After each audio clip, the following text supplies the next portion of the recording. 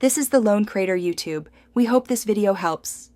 You begin by choosing the exact color approach and installing the manufacturer's lighting software. This matters because onboard memory and software features differ. Once done, connect the keyboard directly to your PC with a known good USB cable, then open the app and allow any firmware prompts. Updating firmware now avoids later conflicts. Make sure to note whether your keyboard uses zones or per key RGB. This determines whether you edit zones or individual keys in the next steps. You will now build the look.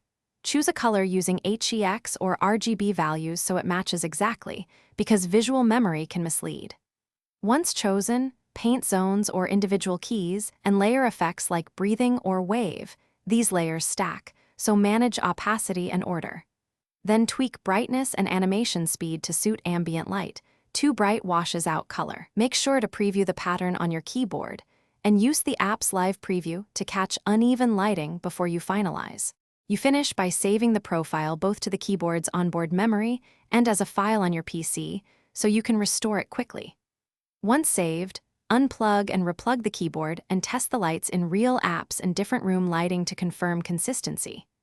If lighting fails to apply or behaves oddly, try a firmware reset or reflash, switch USB ports, or reinstall the lighting app. These steps fix most connectivity or firmware mismatches and restore predictable color control.